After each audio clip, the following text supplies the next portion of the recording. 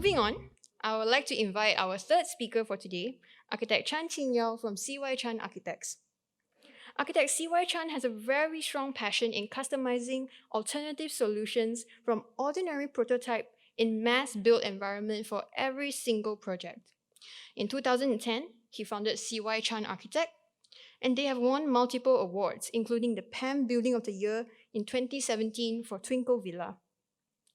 They believe the purpose of built environment is not solely fulfilling the needs of living, shelter, by adopting the same homogeneous urban pattern and built form, but to allow alternative orders within the same habitats, thereby reflecting the diverse value of social equilibrium, the community living, and integration of natural settlement and its sustainability. So let us put our hands together for architect CY Chan.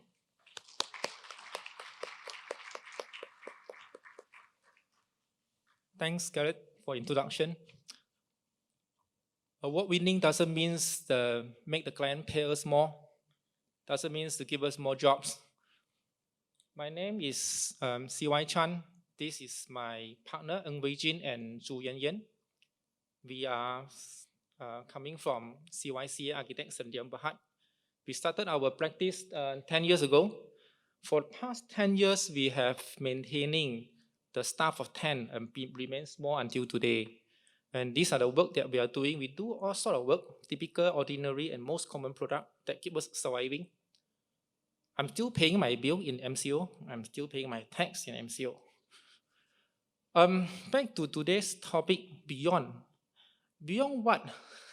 When we look back our journey in this industry, there are some element and issue that we are not so happy about, something that we are too used to it and become norm, and we don't do any extra effort that actually tie our hand, then that is a thing that we do every day. It becomes an ordinary. And some of the limitations that actually we face, so it actually limited our imagination and design solution. So even the context of the current socio-economic framework, economic downturns, profit and loss, all these things are the context of surrounding us that actually make us limit ourselves sometimes that we do not able to come up with the alternative design solution. So today I'm here, it's not to share how wonderful is an architecture philosophy, and it's actually we want to share our office design approach and how we actually survive in this small office design practice. We actually didn't go into very big things, but we actually selected some of the work that we are doing every day, some of the design element that we're doing every day, like repetitive boxes, square, and all this, that actually we try to manipulate and we try to see how much actually we can go beyond with all this in our design process. I start with terrace house first. I do terrace house like many of you, is keep us surviving. And when we normally doing terrace house, is simple solution is one unit, you multiply by 100, and that is become a general built environment and urban form of the repetitive housing. But we are not so happy about that. On one side, is actually the client is actually giving an instruction that this is a standardization, this is effective and pragmatic. But in another hand, that as an architect, we always believe the design character must come with variance, come with alternative. So this is actually one of the project in 𝗗𝗔𝗧𝗨𝗠 that we try to make effort to unlock the market row house repetitive typology. So instead of one row houses that come with the similar and homogeneous the design facade and layout, we are trying to introduce to the client that there's a possibility for one row of houses you come with variance, and that's how we come up with the different layout and different facade that built in between one or row houses, so that actually we can come up with a similar design character and language, but the resident of the community can actually stay together, but it looks differently. Of course, we did a little bit of variance in layout plan to accommodate all these different facade. This project was completed in 2015, 7 years ago. At that time, I think The client is happy, purchaser is happy.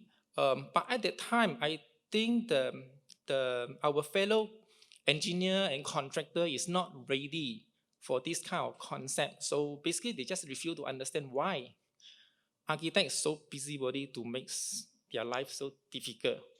And of course, the client didn't pay me extra just to do an extra design options.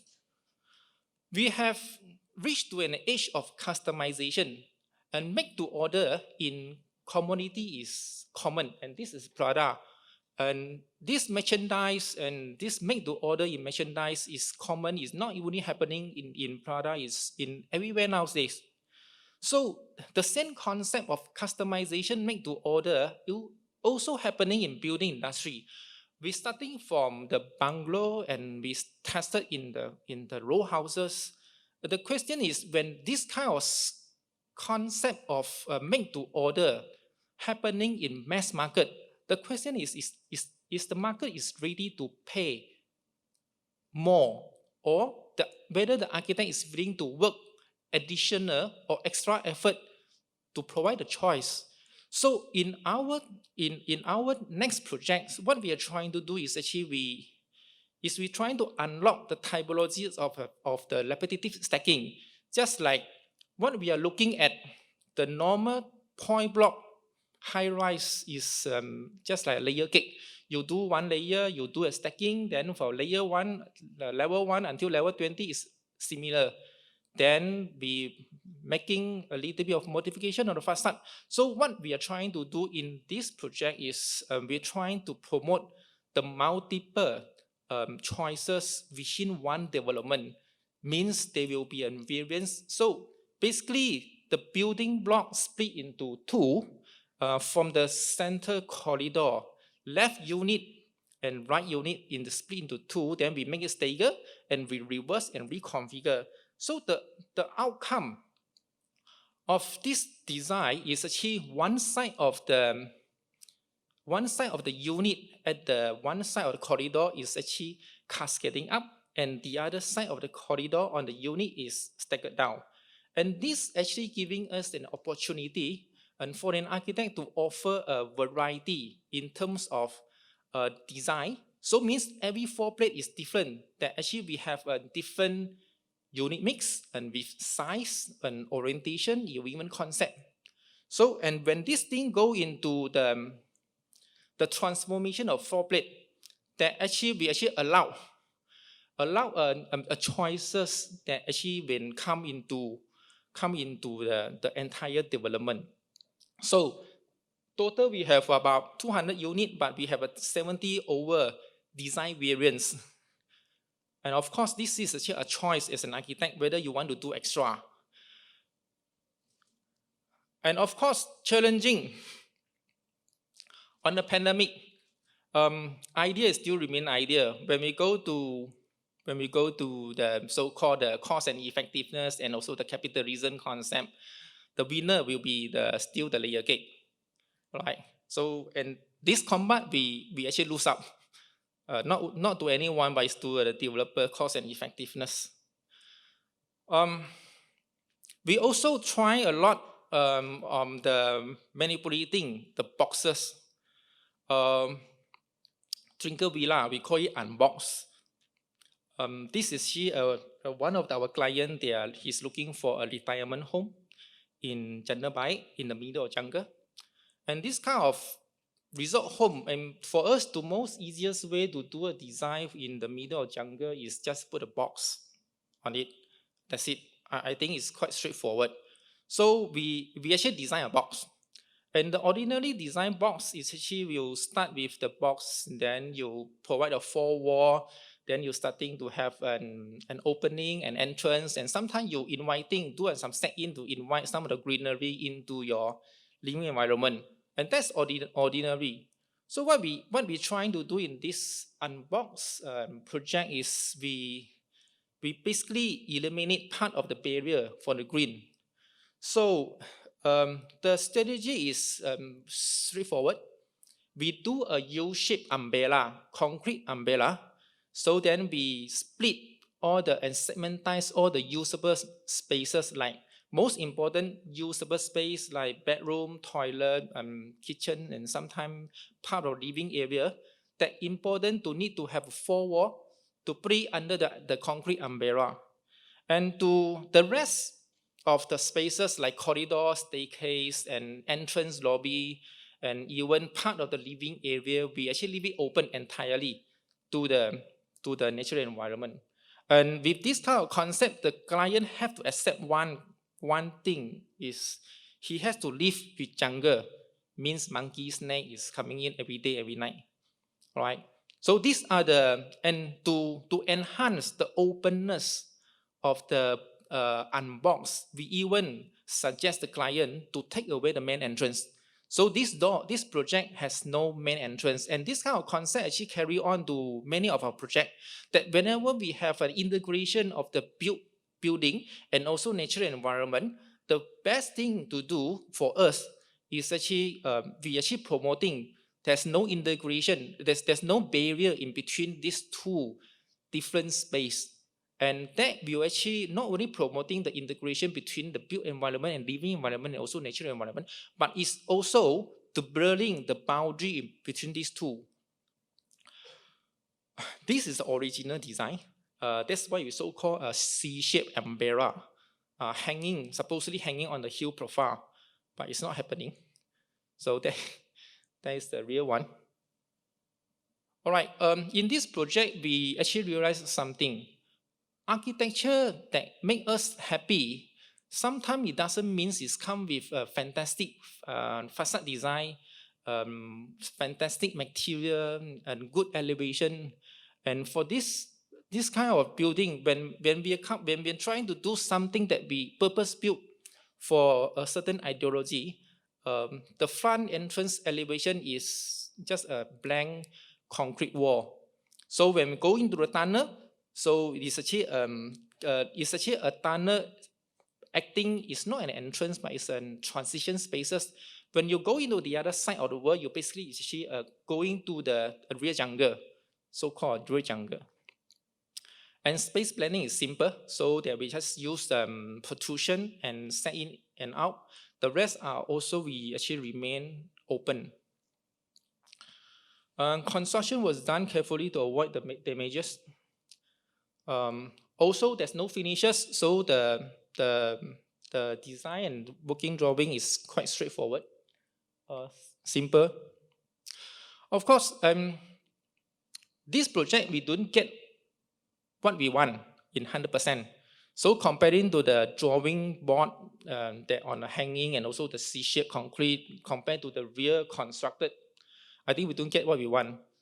But of course, as a complementary, we get the building of the year on 2017. So that is considered complementary to us in terms of our design. We go to next box. I actually like to play box. And this is here a design competition, MBAM building. It's a joint organized by PAM and MBAM. And Joy Wilson and CYCA is here a collaboration partner in this project. A normal design approach on any of the office block, we are still doing a layer cake, so-called. So the most common way of doing the design is actually we rationalize the logic of all the space planning. Then we go to identify the circulation up, and then we do another layer on top of it. Then later on, start putting the structure, then beautify the facade. And this is a common design approach.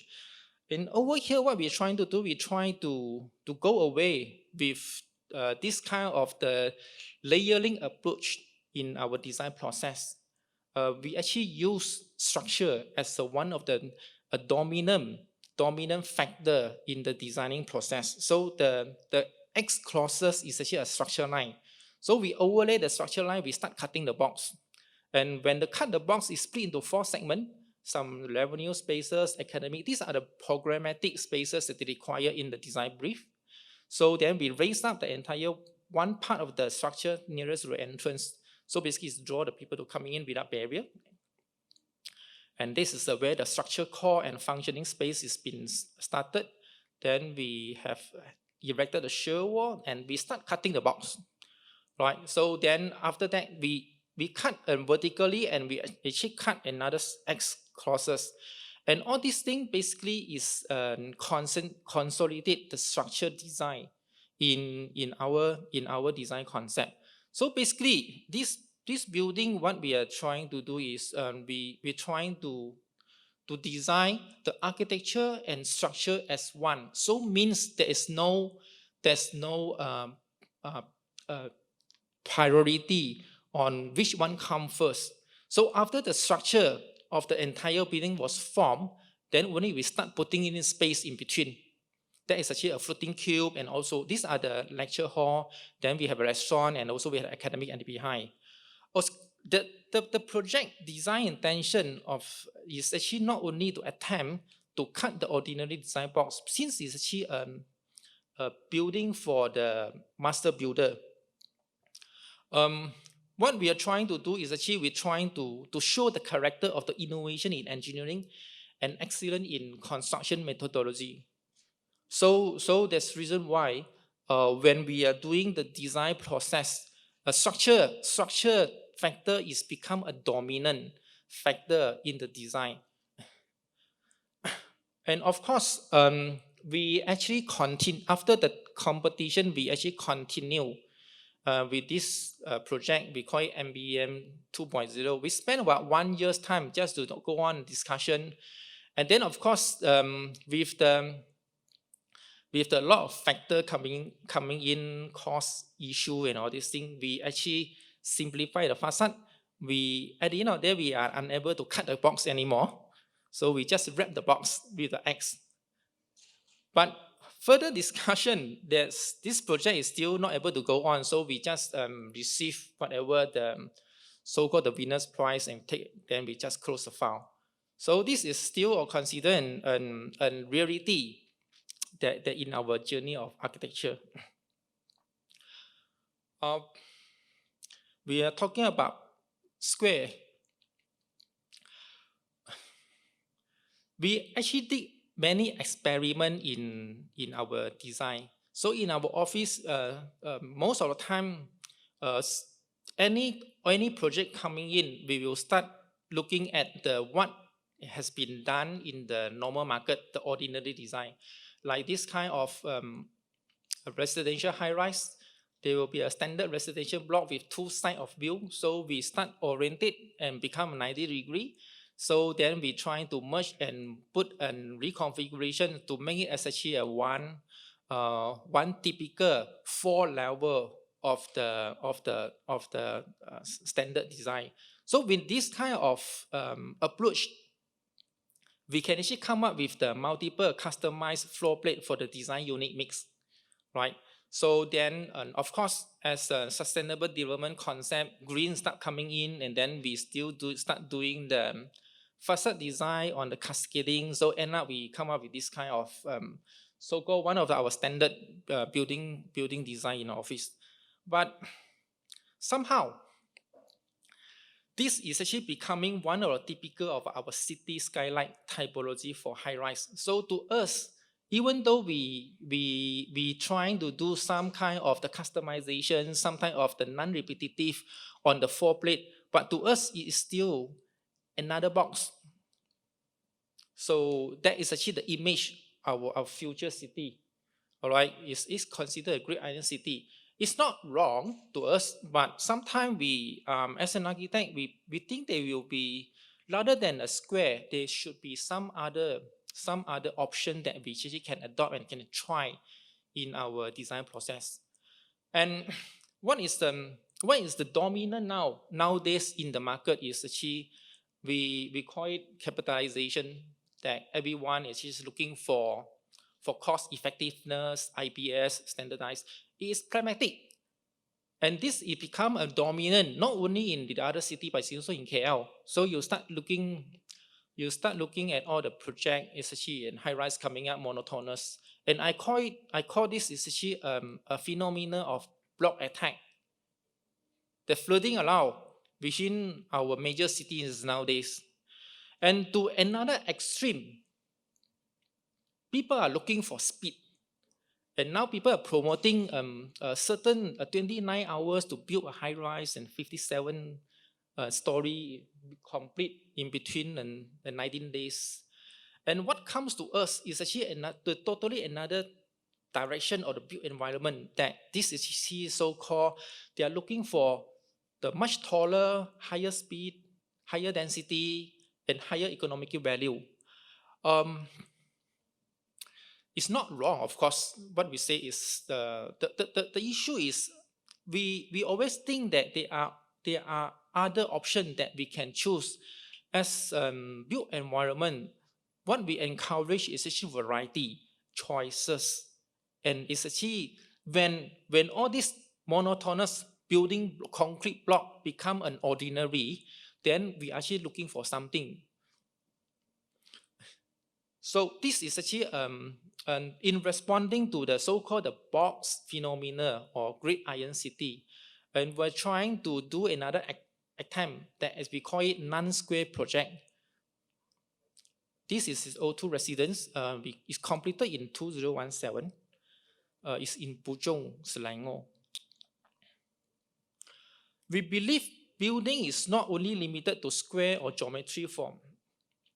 Learning from the natural environment, I think most of the natural environment taught us that building, the form of the natural environment, it does not necessary to be geometry. It's not necessary to be square or box, but most of the time it's actually appear with the organic form. So when we adopted the capitalism and also the pragmatic idea in square logic built form, but we are also looking for an option and possibility that we try to do something that is actually non-square. So this is actually one of the project that we do an experiment, see whether besides the mass customization, individualism, and also the natural sustainable environment, we can actually adopt a bit of the non-linear form in the building industry. So concept is simple, it's straightforward, very much morphosis. We actually select the one of the natural cell, lift cell, the structure cell into, and we superimpose on site. So that is how we actually transform the natural shape of the lift cell into our site plan. All right, that is the outcome of the 6th block of the non-identical residential tower. Total about 500 over unit. With this 500 over unit, we have about 200 design variant type. It's a nightmare for architect to draw everything because the balcony is all the different variant, the different design. But what we're trying to do is this kind of project is always in line with our office in a constant effort to make an alternative layout and non-repetitive.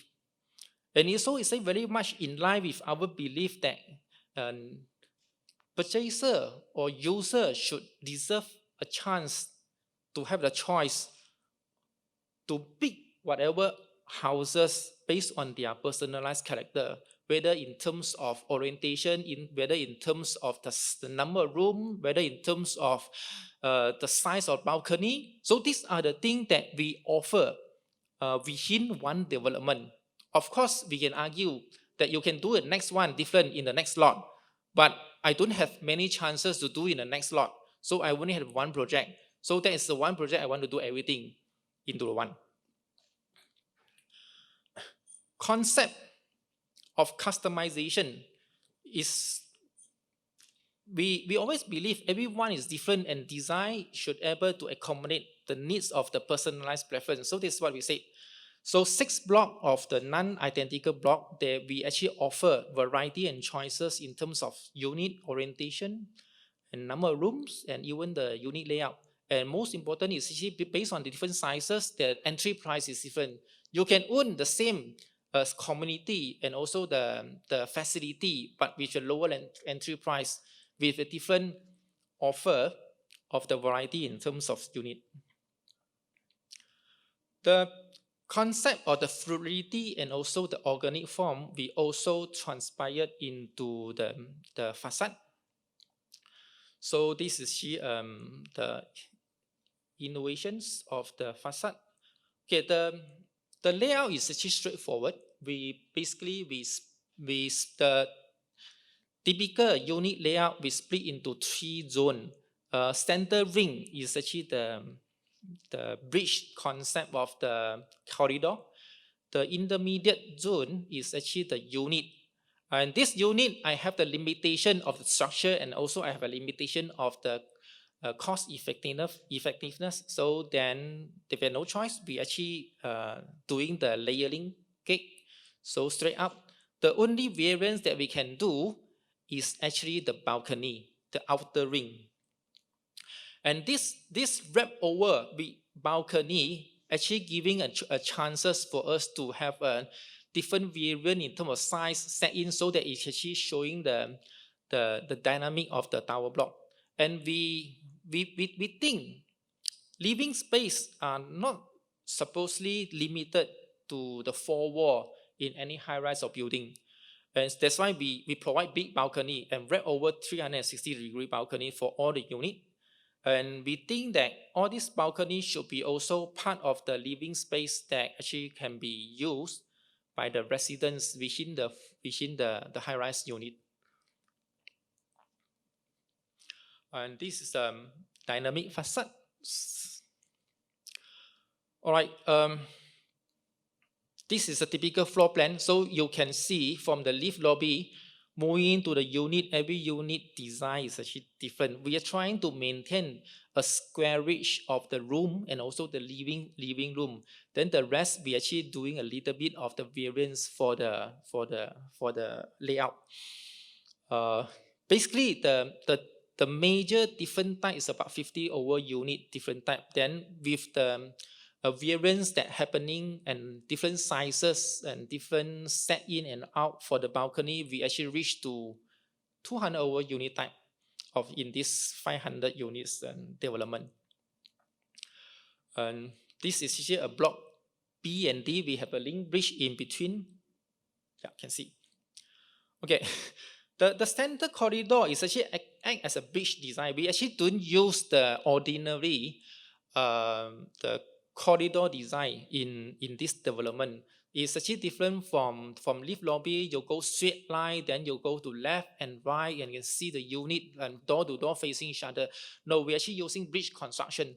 So this bridge construction eventually will give a different alternative corridor pathway typology, so that you have based on then you can actually choose the unit setting and orientation. So that actually that reflect the inner organic form of the building as well, rather is instead besides the external rotation of the building form. On the car park podium strategy, and red color is supposed to the normal way that we are doing car park to make it more efficient. But over here, the client is actually agreed to have some variance in this design. And when we talk about client, means the client to do this kind of design strategy, the client, the first thing that they had to agree, one thing is profit is not the dominant factor, right? So that one we had to convince the client sometime then in the design variance. When cost effectiveness become a dominant factor, this kind of design can never happen. So what we're trying to do is trying to cut in a little bit here. We make a hole in the middle of the car park podium as well. So that we actually create a certain kind of the microclimate that happening within the car park podium, and with the promoting the ventilation and lighting. And we actually created a large eco pool. And this is one of the very rare project, very rare, that client agreed to use the rainwater to supply to every unit toilet. And of course, this one will have to come together with additional cost that you will have to need to provide a separate piping to avoid the water contamination. So these are the things that all come into and cost and profits issue. This is how the car park podium looks like. Basically, every tower we actually raise 1.2 meter so that we actually allow lights and ventilation coming into the car park podium. Right, so basically the outcome of this experiment in the organic built form, we basically is actually very much in line with what CYC is trying to do, is promoting the concept of the customization and also the personalized character within one habitat settlement. The non-square concept at the experiment is also extended to other building type.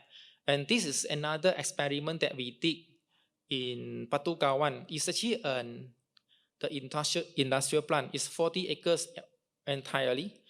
When we talk about industrial plant, the logical form of the building and supposedly to be square to accommodate the production line.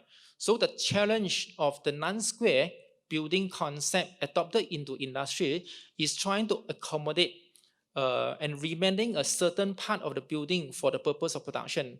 And when we think that the rest of the like canteen, office, R&D, all these things are not necessary to be logical built form of the square. So this is the reason why that client is actually willing to accept the idea of the non-square design approach in this kind of building typologies. We have completed phase 1 in 2018. The phase 2 is under construction now. We are actually moving on the phase 3. Phase 1, the challenge of this project is actually what we're trying to do. We're trying to create the center courtyard and use it as actually a basis to link the rest of the so-called logical square form manufacturing plant. And that is actually the overall picture of the phase 1. So we have started with the centric circular open courtyard, and manufacturing is connecting through the center corridor. And you can see some of the square box actually are sitting an overlay and in between the circular square courtyard. And this is actually a courtyard. It's a perfect circle. It's sizable for us to have the green environment and within the industrial complex. Similar like Twinkle Villa, what we are trying to do in our design approach, we always try to split the building into the different segments. And if we had a chance, then we will try not to link those linkage corridor and also the connecting bridge within the enclosure area. So this is a concept that bring forward from our previous project, that whenever there's a chance, integration in between the green area and also the built environment, we always try to remove the main door. And this is actually a drop-off area after your registration, and there's actually no door. You can direct go into the courtyard and green area. And after that, you actually go into a semicircular courtyard. And this semi-outdoors courtyard ring will become a main circulation of the entire complex link, so that from here we can actually start linking to the rest of the building complex. So basically, even though we are designing an industrial plant, but the industrial plant is actually not necessary to be everything enclosed and everything has to be protected.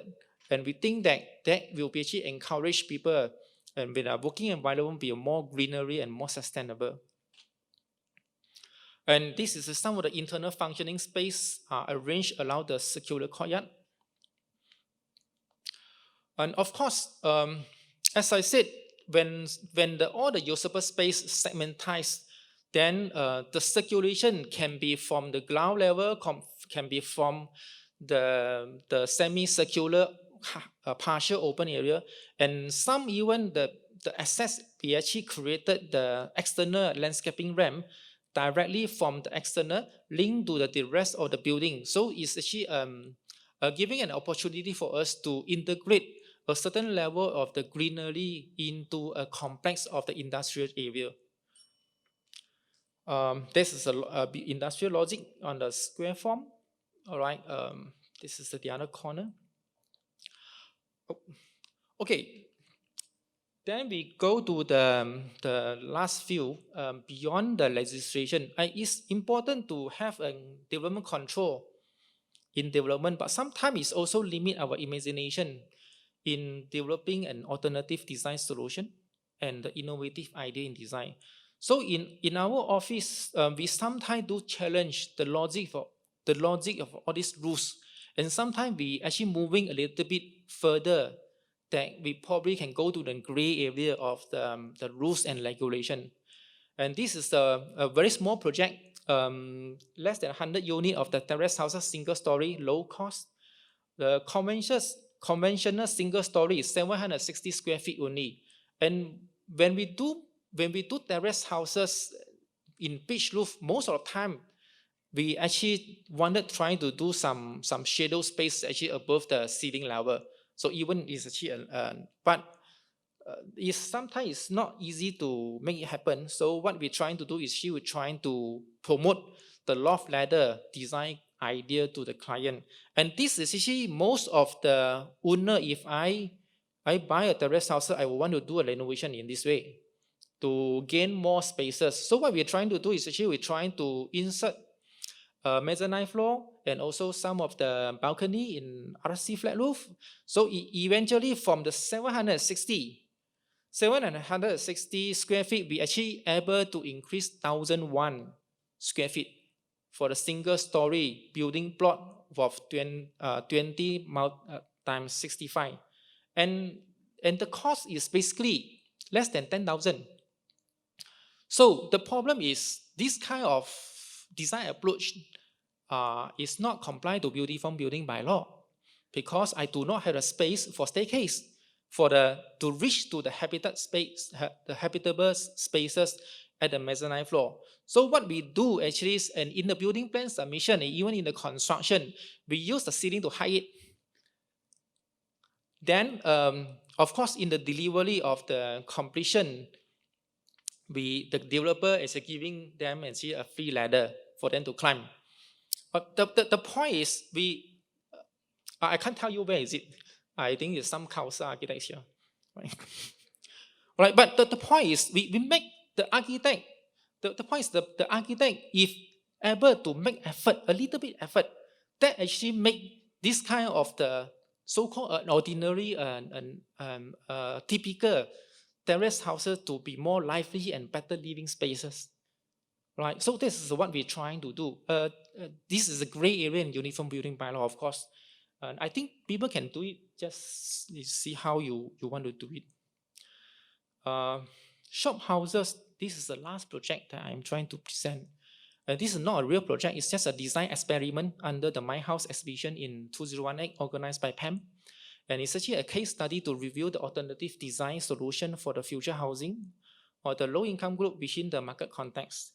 And what we're trying to do is actually, this is a KL city. When the boundary of the city expanding with no control, basically the local community and also the existing old houses is either demolished or let go and let it die naturally. So the land will become a new built development.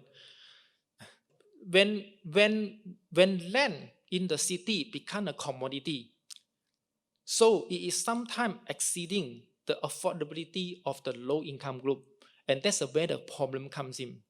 In this design experiment, what we're trying to do, in order to searching for the vacant land in city center, which is hardly and not possible, the idea is trying to unlock some of the abandoned or half-abandoned shop lot or commercial center that within the old town center, that we actually are able to provide a new development or residential for the local folk. At the same time, we also trying to revitalize some of the so-called the old area like 𝗗𝗔𝗧𝗨𝗠. These are the considered a half abandoned, and no one wants to go. All right, so we actually select a row of shop houses 2070 for design experiment and to test out the potential of the redevelopment of this so-called half abandoned old shop block. And that is how cascading concept, openings, and landscaping has been introduced, and these are the normal what we did in our office for most of the time. The outcome of our experiment is the total height of the building is actually limited to maximum 10 to 12 story.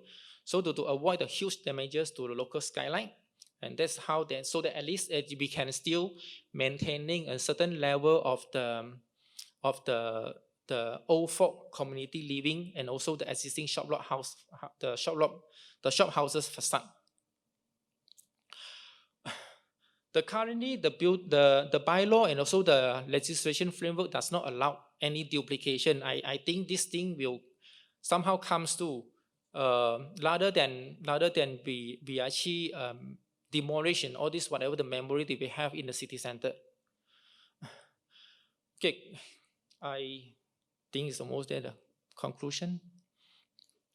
In our journey in architecture, customization approach is always being used in our office design process. And these are the design variants and content we sometimes pick and choose. Sometimes this kind of the variance and design factor can never be fulfilled entirely. So we all understand that there's no perfect situation where all the design variants and comply and fulfill. So what we are trying to do is we're trying to in our design process. That's why we come to an understanding that customization that is always necessary, that you pick and choose, and sometimes we need to understand the dominance of every design factor in our outcome of the design solution. And that is actually come even into the constant factor and the variance. And sometimes in our office is not only the variance that we are trying to approach. Even sometimes we are trying to challenge the constant factor. When I say constant factor, are some of the factors that like rules and regulation, structural limitation, even cost and profit. Sometimes I ask my client, is the profit is the most important part? Is your development? So some of the developer, surprisingly, they say not necessary, because to them, having fun in their own project and having a reputation they gain into their own project is sometimes more important rather than a profit. So of course, they don't ask them to do lose money project. But sometimes this kind of the factor can actually be challenged even in the commercial world. So the outcome of all this customization approach will actually lead to the different outcome and design solution of our built environment. And that's how we actually trying to, every time and every client that we approach, we try to challenge their limit and the age, how far they can go. Then we from here, we actually choose and pick and reconfigure before we actually come up with our design solution. And of course, in the journey, in this journey, I don't have very complicated philosophy that I will share with you, a big concept. But this is what we always do every day in CYCA. And all what we are doing is just to make sure, either in box, in the repetitive, either in the mass customization, we just make sure every job that we are doing to be provide more flexible, more possibility, and more choices. And that is actually I think architecture journey is full of playground. All right, we as I present just now, we did a lot of experiment, and also we fail many times. Some still remain on drawing board, but we gain some experience, and that's how we go beyond. All right, thank you.